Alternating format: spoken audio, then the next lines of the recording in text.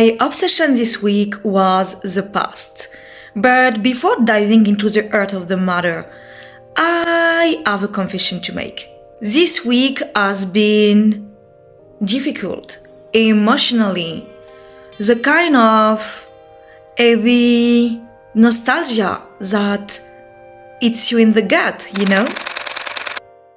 This is my piece of story number 2. Il y a un truc dont je suis très fière dans ma vie, c'est le fait de m'être expatriée à Montréal, comme j'en avais toujours rêvé.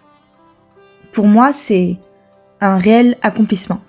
Et les 4 ans passés là-bas, au Canada, ont eu un impact tellement important et positif sur ma vie et mon identité que je l'ai réalisé cette semaine, eu de la difficulté à couper. Comme si je considérais l'expérience dans sa globalité. Comme si je n'arrivais pas à scinder les choses qu'il me faut derrière moi laisser avec ce que je peux et désire conserver.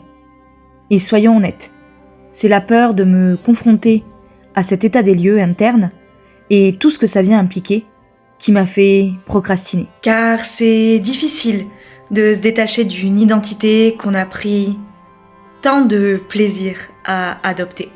You see, before I left, I was someone else. Well, different, yet still myself, as the Prada ad for its Paradox perfume would say. When I heard that phrase, something clicked inside me. I am still me. Even if I choose to free myself from certain parts of an identity that no longer really exists, or at least has evolved. I am still me, even if, and especially if, I make space for the new version of myself that I wish to embody.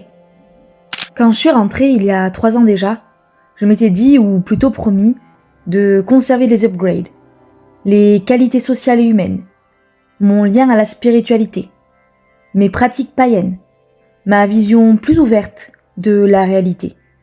En bref, tout le positif que Montréal m'a apporté, tous les dictats que j'étais parvenue à briser et transformer.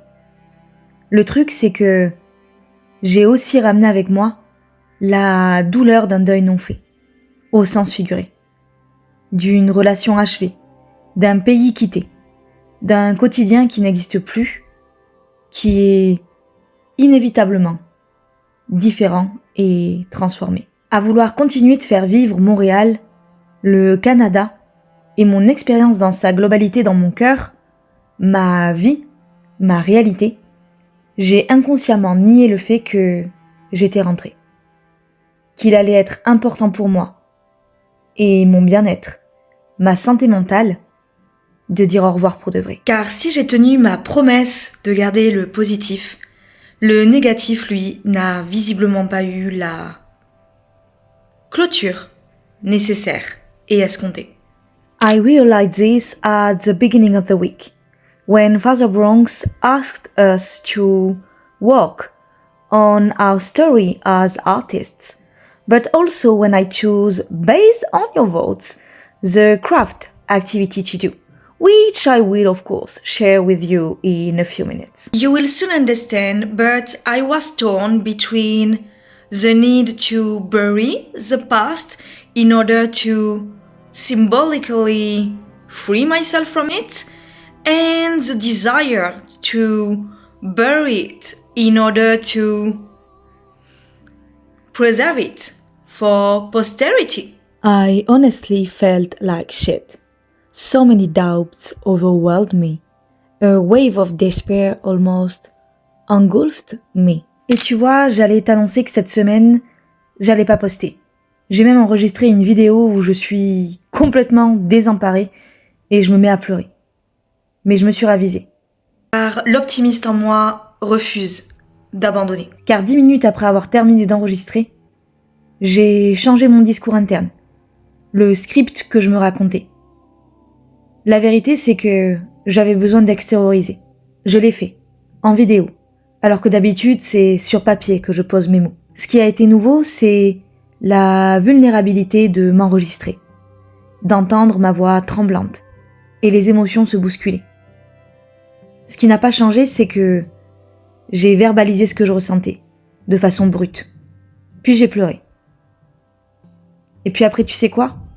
Je me suis rappelé que faire preuve de résilience, c'est l'une de mes plus grandes forces, une de mes plus grandes capacités, que la vie m'a lancé des pierres, et que j'ai toujours décidé de construire avec, plutôt que de les relancer. Que je peux me sentir comme la dernière des merdes, mais continuer d'avancer. Car j'ai une vision. Cette semaine n'était pas facile, c'est vrai, mais je refuse que ça m'empêche de concrétiser mes projets. I'm gonna keep going, one day at a time. Des chapitres se clôturent et d'autres commencent. Il est temps de dire au revoir au passé et de conserver certains souvenirs dans une boîte scellée. Bienvenue dans la création de ma capsule temporelle et au passage, dans ce que j'aime appeler ma memory lane dans le passé.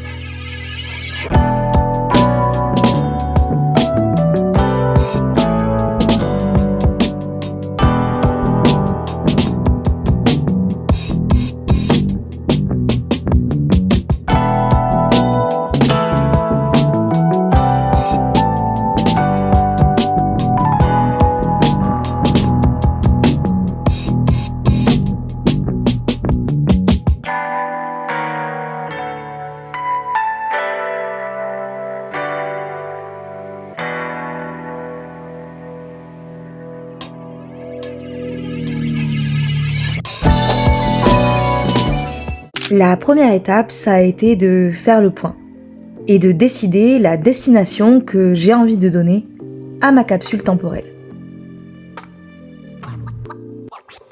C'est ce brin de journaling qui a donné naissance à ma réflexion sur mon rapport au passé et qui m'a éclairé sur une distinction essentielle que je t'ai déjà partagée, la nécessité de distinguer entre le passé dont je souhaite me libérer et le passé que je souhaite nourrir et conserver. J'ai donc fait 2 colonnes. Une Let It Go et une autre Keep It. Et c'est cette dernière qui va constituer la base de ma boîte. These are the items on this list that I will, in one way or another, immortalize by carefully preserving them in my capsule. It's funny because I didn't put a little clock on the craft card. Because I naively thought it would be quick to lock my memories in a box.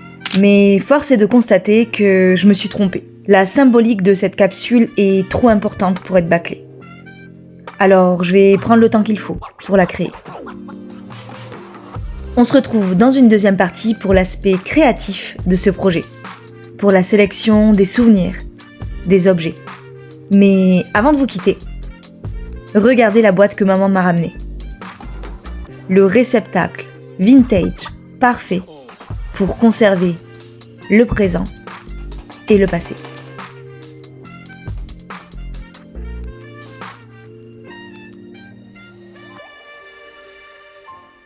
Okay guys, see you next week for my next obsession!